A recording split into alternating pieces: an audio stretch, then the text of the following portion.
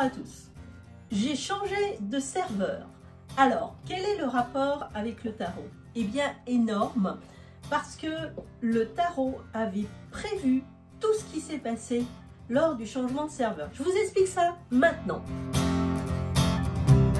Bonjour, je suis Sam, fondatrice du site lechariot.com. Si vous êtes nouveau sur ma chaîne, abonnez-vous pour profiter des nouvelles vidéos qui sortent.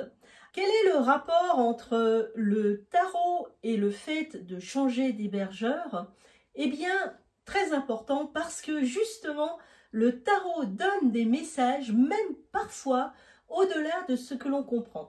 Et c'est vrai que lorsque j'ai fait un premier tirage il y a 8 mois, déjà sur cette question de changement d'hébergeur, le tarot m'avait donné des informations qui m'avaient laissé un petit peu en suspens et je n'avais pas vraiment compris pourquoi je recevais ces cartes. Et bien maintenant, j'ai l'explication. Alors, je vous explique toute l'histoire depuis le début. Vendredi dernier, j'ai décidé de faire le grand saut. Alors tout d'abord, je vais vous expliquer ce qu'est un serveur. Bon, je ne vais pas rentrer dans les détails en fait. C'est comme la maison où on habite, mais pour les sites. À savoir qu'en général sur Internet, on est généralement toujours en location. Alors les serveurs peuvent être plus ou moins performants ou proposer un certain nombre de choses. Et donc cela faisait des mois que je me sondais pour savoir si je déménage justement ou pas. La raison pour laquelle je n'arrivais pas à me lancer était justement le tirage du tarot que j'ai fait. Alors je vous présente ce tirage. Donc il y a 8 mois, le tarot m'a sorti les cartes suivantes, Ermite, Mât et Tempérance. J'avais posé la question, quels sont les avantages pour moi de changer de serveur? Alors, en regardant ces cartes, j'avais quand même été troublée parce que ici on parle de serveur, hein, on parle de quelque chose de très technique. Et l'ermite qui regarde vers le passé, pour moi c'était comme aucun intérêt à changer de serveur. Je n'y voyais pas d'amélioration en termes de vitesse de chargement de mon site, mais en même temps, le mât semblait dire qu'il pourrait y avoir des éléments incontrôlables, des choses qui m'échapperaient. Et puis, il y avait ces deux cartes qui se tournaient le dos, Mât, Ermite, qui me faisaient penser que peut-être qu'au début, eh bien, il n'y aurait pas de vitesse, enfin, je sentirais pas un effet dans ce changement et qu'après, ça pourrait partir très fort. Disons que néanmoins, ces deux cartes étant contradictoires, ça me gênait un peu. Après, Tempérance me rassurait sur un retour à la normale, disons le fait d'avoir une certaine harmonie. Mais comme on parle d'un site ici, hein, déménager tous les fichiers d'un site physiquement, d'un serveur à un autre, ces deux premières cartes me faisaient froid dans le dos. Alors, évidemment, j'ai laissé passer le temps jusqu'à ce que le méchant Google ne me rattrape au passage et me mette face à la responsabilité de mon site. La semaine dernière, j'ai à nouveau tiré les cartes. Et voici ce que le tarot m'a dit. De manière très étrange, elles m'ont dit quelque chose d'assez similaire. 5 de coupe, 4 d'épée et soleil. Très déstabilisant à nouveau comme tirage quand on prend le sujet de la question. Quelle est l'influence de ce 5 de coupe sur un déménagement, qui plus est un déménagement dans le monde du virtuel? Ensuite, en quoi pourrais-je avoir des regrets ou en quoi il y a ce côté émotionnel dans le déménagement? Mais à nouveau, cette carte me rappelait l'ermite en quelque sorte. Et je me suis dit peut-être que le nouveau serveur n'est pas autant à la hauteur que ce qui est indiqué. Et puis le 4 d'épée, en quoi est-ce que le 4 d'épée influençait les choses? Parce que dans l'autre tirage, j'avais eu le mât. Et ici, le 4 d'épée, c'est une forme de stagnation. Bon, bref, tout se termine bien apparemment, puisque la carte du soleil montre que après la pluie, le beau temps, tout comme Tempérance semblait montrer qu'il y avait une réharmonie qui se mettait en place après l'ermite et le mât. Bon, de toute façon, je n'avais pas vraiment le choix Et du coup, j'ai été obligée de faire le pas mercredi dernier en me disant que finalement, comme il n'y avait pas trop de mouvement sur mon site, c'était le bon jour et c'était le bon moment. Je vous raconte ce qui s'est passé maintenant. Alors, les dates ont une importance. Donc, je contacte le nouveau serveur, je leur demande les détails par rapport au transfert. Ils me disent qu'ils s'occupent de tout et que pendant le transfert, il n'y aura absolument aucune interruption de service, c'est-à-dire que personne ne va se rendre compte de rien. Ok, moi ça me convient, je suis satisfaite puisque le site, je ne tiens pas à ce qu'il y ait une interruption et le centre de formation encore moins. Ok, super, je lance le processus mercredi. Jeudi matin, il m'informe que je n'ai pas rempli correctement le formulaire de migration et qu'il faut le remplir à nouveau. Alors, formulaire de migration, c'est plein de données techniques, de codes et de machins. Bon, bref, j'ai loupé quelque chose, donc je le fais. Je remplis à nouveau ce formulaire, sauf que j'ai perdu 16 heures sur mon transfert. Vous allez voir pourquoi c'est important. Donc, je remplis le formulaire, je l'envoie et c'est parti. Donc, il m'informe que pour finaliser le transfert, je dois faire pointer les DNS de mon nom de domaine sur le nouveau serveur. Bon, je connais le principe, heureusement pour moi, mais effectivement, c'est compliqué d'aller les trouver, surtout chez mon ancien hébergeur où c'était un peu le cafouillis. Donc, cela me prend presque un jour de trouver où sont situés dans mon ancien hébergeur ces fameux DNS. Bref, ils étaient bien rangés dans un placard, dans un autre placard, sous un placard dans un dossier, mais je les ai trouvés. Enfin, je me dis, tiens, le 5 de coupe commence à se matérialiser en moi avec ces recherches chez mon ancien hébergeur, puisque je vais être renvoyée plusieurs fois chez mon ancien hébergeur, notamment à travers le fameux cPanel dont j'ai donné les codes et qui disparaissent à un moment et on ne sait pas pourquoi et ça pose un problème. Bon, ok. Alors, je leur demande également de transférer ma boîte mail, c'est important aussi. Et de même, la boîte est à la fois chez l'ancien hébergeur et chez le nouveau.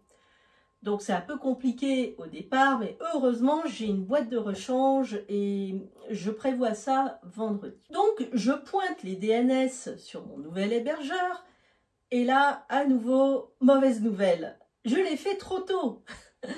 La migration de mes sous-domaines n'avait pas encore été faite et il fallait remplir une demande séparée pour chaque sous-domaine, ce que je n'avais pas compris au départ, puisque pour moi le site était un tout et non éclaté en 3 sites, et pour eux c'était 3 sites.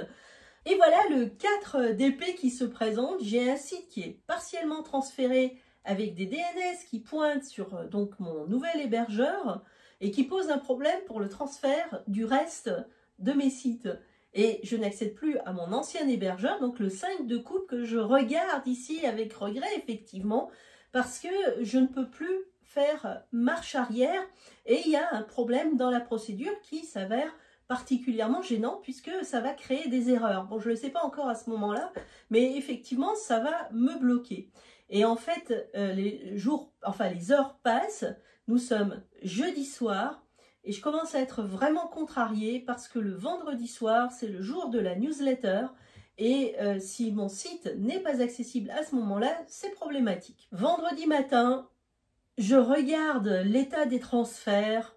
Ils ne sont toujours pas en route parce que ça bloque, mais les choses évoluent quand même. Je me dis que finalement, c'est peut-être enfin bon et que ça va fonctionner. Mais voilà. 5 de coupe avec le 4 d'épée prennent ici toute leur ampleur, tout autant que le mât me l'avait dit également dans le précédent tirage il y a 8 mois. Nous sommes vendredi soir et pour moi mon site est transféré et normalement la situation fonctionne. Cependant, vendredi soir à 19 h, je reçois un premier mail de l'un d'entre vous qui me dit qu'il ne peut pas accéder au site. Il y a un panneau « Site malveillant, attention à vos risques et périls, etc. » Alors évidemment, quand on voit ça, on a la chair de poule parce qu'on se dit, bon, qu'est-ce qui se passe ici? Je comprends tout de suite qu'il y a un problème avec mon certificat SSL. Alors le certificat SSL, c'est le certificat de sécurité du site qui montre que justement il est verrouillé. Et là, Google est en train de dire que mon site est dangereux. Donc ça va pas trop. Je suis assez mécontente.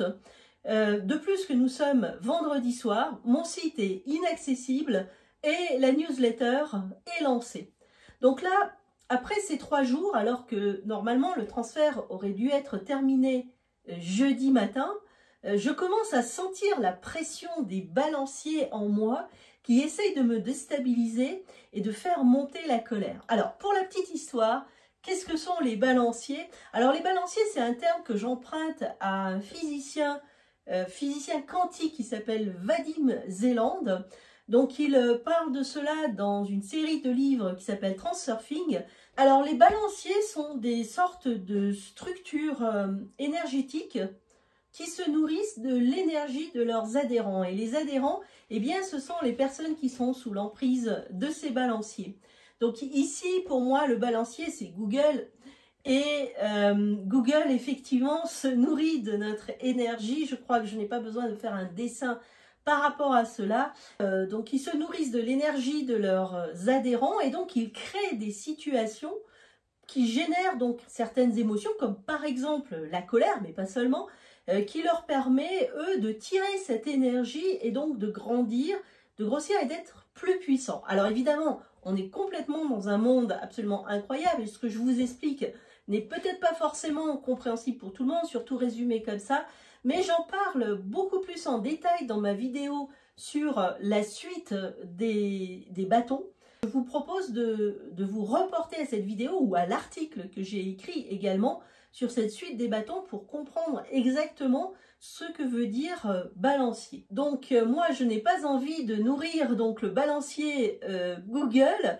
Donc après 10 minutes de colère, je finis par m'observer, reprendre de la distance avec mes émotions et j'écris à nouveau à l'hébergeur qui dit qu'il installe le nouveau certificat SSL, mais que cela va prendre environ 1 heure. Bon, ok. 1 heure après, effectivement, mon site est accessible. Il n'y a plus cet horrible panneau et tout fonctionne bien. Ok. Donc, je me dis, ça y est, nous en sommes à la carte du soleil. Je commence à me détendre et je me dis, c'était peut-être quand même pas la peine de s'énerver. J'ai quand même nourri le balancier Google malgré moi, mais heureusement de façon limitée. Ok, mais finalement, non. Nous n'en sommes pas encore au soleil. Vous allez savoir pourquoi maintenant. Ensuite, assez tard dans la soirée, je reçois un message que mon site de formation n'est plus accessible. Bon. Et voilà. Donc là, je dois vous dire que c'est un peu le désespoir. Parce que nous sommes vendredi soir, il est à peu près 10 heures. Et nous allons entamer le week-end. Donc je n'ai pas de solution. J'écris donc à mon hébergeur. Et je sais que le message sera traité lundi. Donc il ne reste plus qu'à attendre. Et donc pendant le week-end, voilà, il ne se passe plus rien. Et puis vraiment, il ne se passe rien pendant le week-end. J'en suis même étonnée. En fait, c'est le 4 d'épée. Je n'ai toujours pas passé cette phase du 4 d'épée où les choses stagnent et sont en attente. Dimanche soir, je me dis, tiens, c'est bizarre, je n'ai reçu aucun mail ce week-end. Bizarre. Alors, je vais sur mon site et je constate qu'effectivement, la boîte mail est également en suspens et qu'il faut faire une manipulation supplémentaire pour la faire pointer également sur le bon serveur. Bon, ok. Donc, je le fais donc dimanche soir et là, surprise, une quantité énorme de mails m'arrive m'informant qu'il est impossible d'accéder à mon site de formation. Certains mails étonnés, d'autres agacés et même une personne qui me menace de poursuite pour non-accès au site. Ah là là, vraiment. Bon, je n'avais pas besoin de tout cela. La tension était déjà très très forte. Ok, donc je me dis, bah, de toute façon, demain, je contacte mon hébergeur et je vais voir ce qui se passe avec ce site de formation.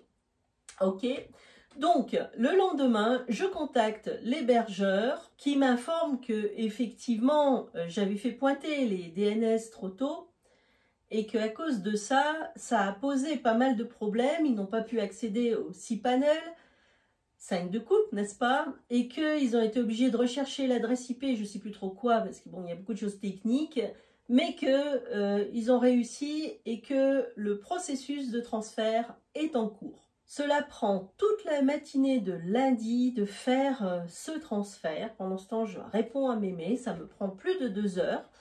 Et enfin, lundi à midi, tout fonctionne. Ça y est, après 5 jours, 5 de coupe, 4 d'épée, les nuages sont dissipés et le soleil apparaît enfin.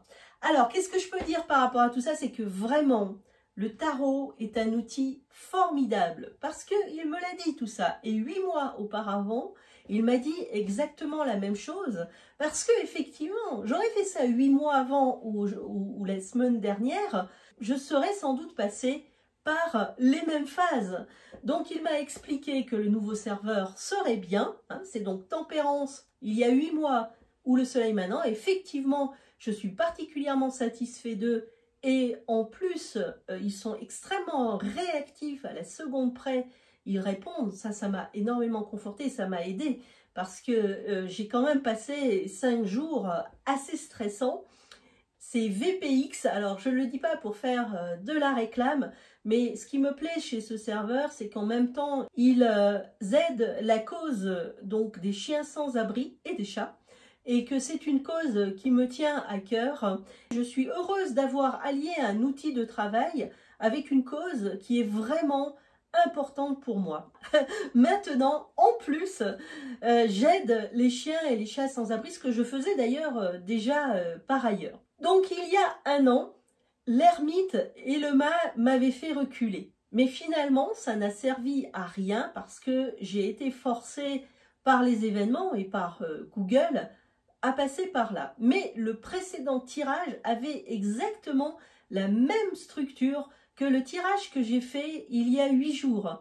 La différence était seulement que dans le précédent, je n'avais utilisé que des cartes majeures et dans le tirage que j'ai fait il y a 8 jours, j'ai utilisé la totalité du paquet. La différence est intéressante parce qu'elle met en avant ce que peuvent dire seulement des cartes majeures ou ce que peut dire la totalité du paquet. C'est-à-dire que les cartes majeures m'annonçaient un certain nombre de choses, mais les cartes mineures m'ont donné des précisions. Bon, après, je dirais que ce tirage était particulièrement parlant, que ce soit le premier ou le second finalement, mais après coup, hein, puisque quand je l'ai tiré, je n'ai pas trouvé ça très parlant. Au contraire, je me suis demandé quels étaient les problèmes mystérieux qui allaient m'attendre, même si j'en avais une petite idée.